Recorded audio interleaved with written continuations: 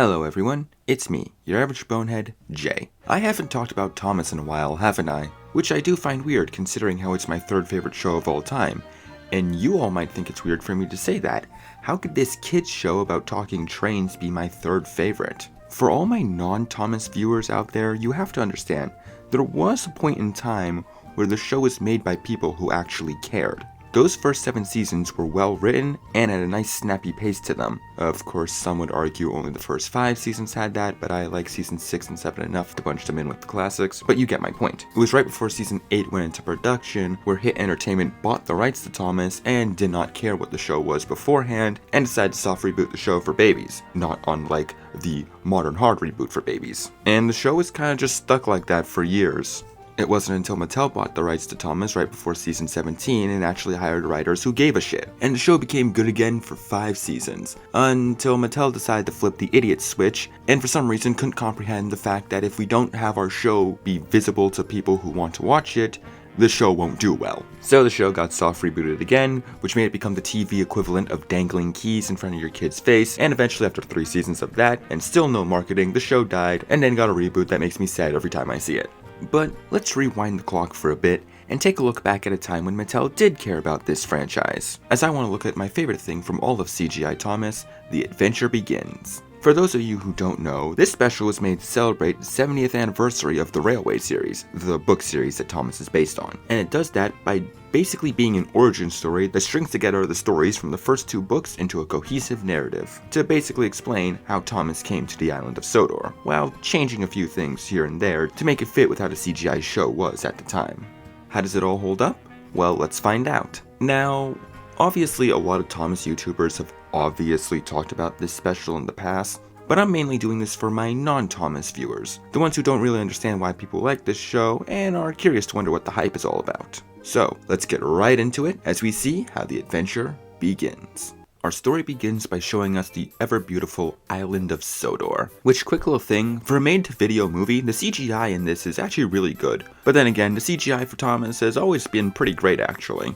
Anyways, we see that the island is covered in railway tracks, and we also see that the engines are sentient, as we get a quick little montage of the Premier Express engine, Gordon, doing his normal job. After though, we are given our title drop, and we are brought into the first story to be adapted, Edward and Gordon. We are introduced to currently the smallest engine on the island of Sodor's main railway, the Northwestern. Edward, who on top of being the smallest engine, is also the oldest and the first to work on this railway, technically speaking, as he serves his role as an old wise mentor, who's always happy to do whatever work he is given. Gordon, however, is a big, pompous engine, who believes he is much too good to be carrying a goods train, as he feels he should only be ever carrying the express. Oh, Gordon, it can't be that bad. Yes, Edward, it is. The two have some banter over this, and then we are introduced to James. But I'm not small! The most obvious thing to note about James in this movie is he does not have his iconic red paint, which makes sense considering how James did not have his iconic red paint until his story. You'll also notice that James's personality is a little different in this, as he's not as vain as he usually is, which also makes sense since this is before he gets what makes him so vain. Though in this movie, he also plays the role of Gordon's posse, kinda imitating what he does and how he acts. And I just like that little bit of characterization for James in these early days for him. The 3 end up discussing the fact that a new engine is on its way, and should end up helping with the workload, so Gordon won't have to take any goods trains anymore. Then Gordon reluctantly takes his train down the line, and eventually though, he is stopped on the hill. This causes the fat controller of the Northwestern Railway, Sir Topham Hatt, to have to get Edward to go and push the train. Edward tries his absolute hardest, with Gordon not trying at all, and eventually Edward manages to get the train over the hill. Unfortunately, Gordon takes all the credit and doesn't even thank poor Edward. Not even so much as a thank you. Edward arrives back at the station as he hears James talking to the new engine, said new engine being a tank engine named... I'm Thomas. Naturally, Edward is taken aback by how small Thomas is, but at the same time he's trying to be delicate with his words as not to offend him. While when Gordon arrives, he ends up insulting Thomas and saying that he won't last long here. But when Sir Topham Hatt arrives, it's confirmed that it's not a mistake for Thomas being here, as his job is to be the new station pilot for Knapford, and Edward is to show him what to do. As we get a montage of Thomas trying his best on his first day, set to an amazing cover of Really Useful Engine. He's a really useful engine, you know. All the other engines, they'll tell you so. Yeah, I should probably talk about the music. For those of you who don't know or don't remember, from Season 8 onwards, or Season 7 and anywhere outside of the UK, the classic music that everyone knows and loves from Michael Donnell and Junior Campbell were replaced by a new score by Robert Hartshorn. Now, I'm not knocking Hartshorn at all, as I do like a lot of his music, but it's understandable that for years, a lot of fans, myself included, did want that old classic music back. And this special delivered on it, as it uses almost every classic theme featured in the first season. And on top of that, it remakes a few songs, and the first one in the special is Really Useful Engine. And while personally Magic Railroad's version is my all-time favorite of this song, I still gotta hand it to them for this version. Just you watch him go, he's the really useful engine we adore. But while we're on the Really Useful Engine segment, let's talk about Thomas's personality in this. I actually like Thomas in this special. Yeah, in the original stories and episodes, Thomas is a cheeky prick, while in this special he's a lot nicer, but I think it works here. For one, the cheekiness of Thomas isn't completely gone, and two, this special, despite telling the same story, is kinda showing off a different moral. Thomas needs to learn to be one, on his own, and not having to follow everyone. So therefore, at the ending of the special, when he earns his branch line, he's able to actually go out on his own with no problems. While in the original books and early episodes, it was Thomas learning to not be a douchebag.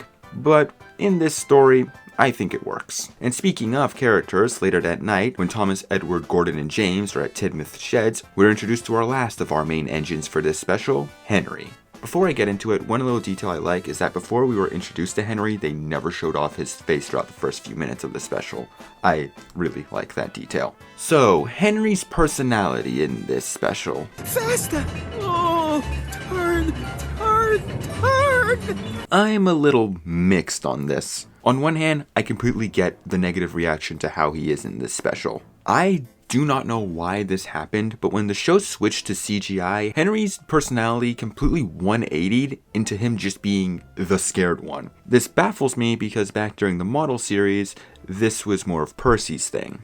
Now, I'm not against Henry being scared of things. To me, I've always viewed Henry as a relatively kind nature lover that's easily agitated, but he also has a string of bad luck that follows him, which is why he's relatively superstitious of things.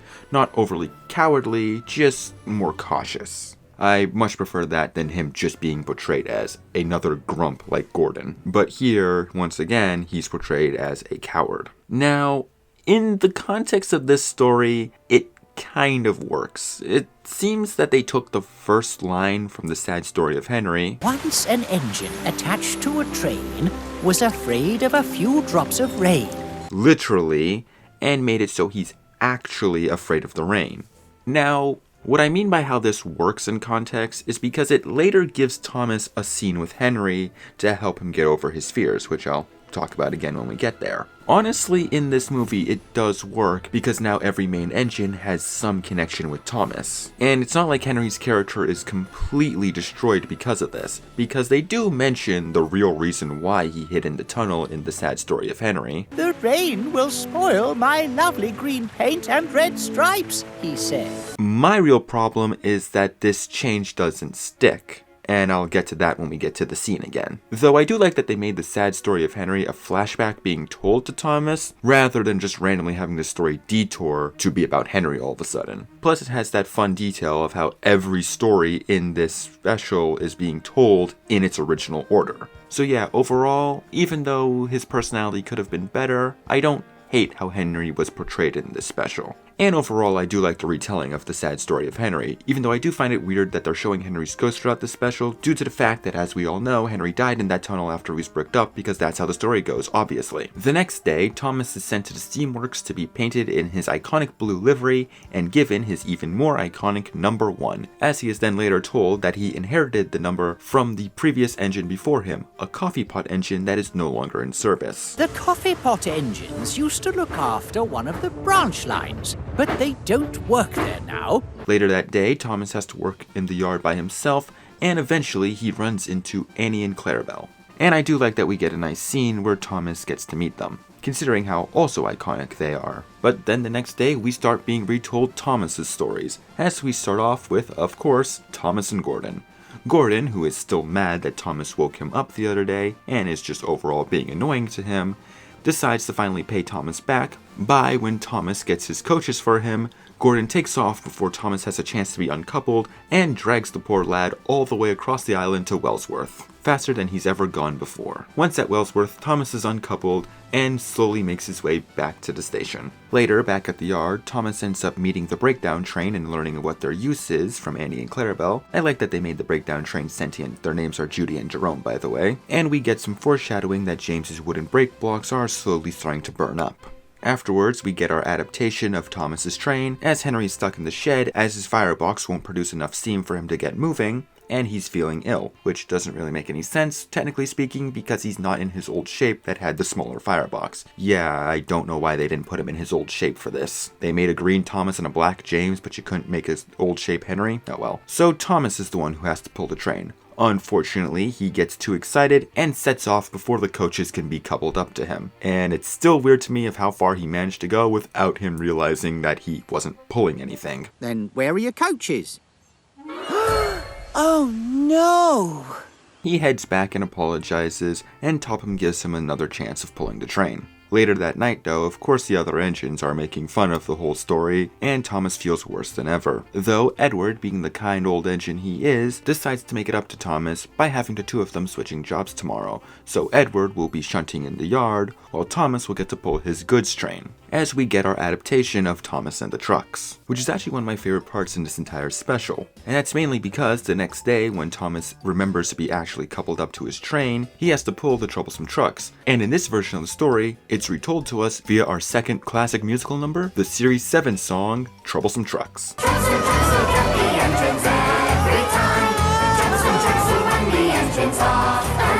And I love this version of the song. Yeah, the lyrics have been changed in certain areas to fit the scene better. Thomas pulls the trucks along the line. He's happy and he thinks it's going fine. But overall, I think this is my favorite incarnation of the song. And of course, it accompanies the runaway perfectly. They don't care how big they are, to them it's just a game.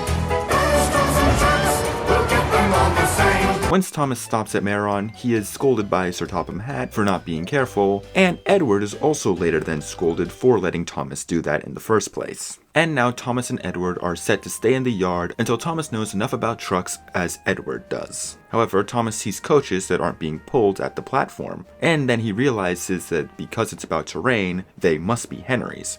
So he rushes back to Tidmouth Sheds, and we actually get, in my eyes, a nice scene of Thomas helping Henry face his fear of the rain. And this is what I mean by I like Henry being scared in this movie, but it's kind of muddled when in the show afterwards he still continues to be scared.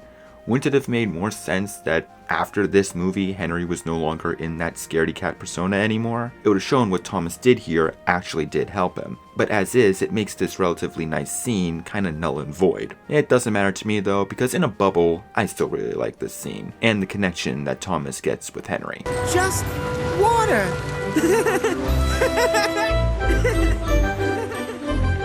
As more time goes on, we see that Thomas is no longer a smart aleck and learn to accept and appreciate his place in all of this, as he has gotten much better at his job. But then we get our final story adaptation, Thomas and the breakdown train, as James ends up rushing right by the yard with his wooden brake blocks on fire, unable to stop him and the troublesome trucks continuously pushing him. And this is the story that has the biggest deviation from the original, as originally Thomas saw James go by and then he got the breakdown train when he heard he came off the line. However, in this version, that won't make for an epic climax, so Thomas instead races after James, trying to stop him. And honestly, I actually like this change. It gives me a lot of Old Iron vibes. It allows for some pretty cool, intense moments as Thomas is trying to hook up to the back of the train to slow it down. And my biggest compliment, the music that plays during this whole segment is my favorite non-character theme from the entire classic series, the Runaway theme.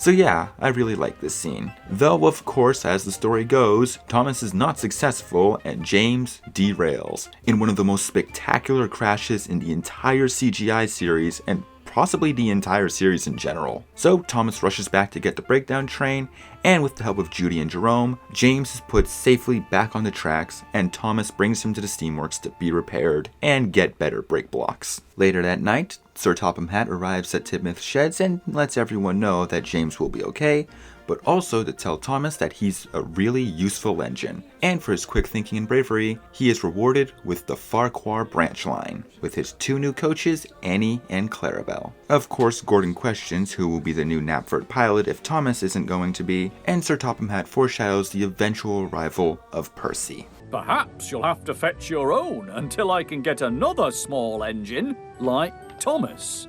Later we see James return from the steamworks with his iconic red paint, and we see the beginning of him being called a splendid red engine. But on top of that, we see Thomas go off to see the world.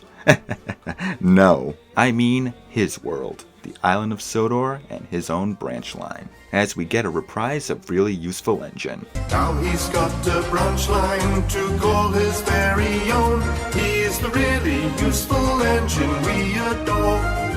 And we even get to see the engine he inherited his number 1 from, the old coffee pot engine, Glyn, as Glyn tells Thomas to Wear that number with pride.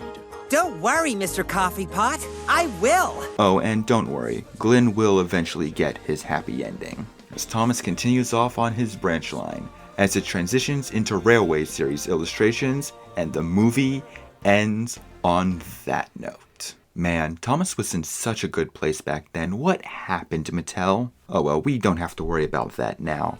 For now, I just want to say that The Adventure Begins is by far my favorite Thomas special. Personally, at least. I think this is a damn near perfect celebration for the 70th anniversary of this fantastic franchise, and I love it to pieces. It has its little flaws here and there and weird characterizations, but I can look past them as I can see them as simple adaptation changes that don't completely destroy the story. The Thomas series surprisingly has quite a few good specials, and well, yeah, I have a lot of nostalgia towards Magic Railroad. I can definitely say that most of the specials are objectively better than it. Most. But overall, this special feels like the ultimate love letter to what made the series so great to begin with. And I cannot recommend it enough. Whether you want this as an introduction to Thomas as a whole, or a fan of the classic series who turned their nose to the CGI, I say give this one a look. I don't think you'll be disappointed. Now, I'm your average bonehead Jay, and I wish you all good night. So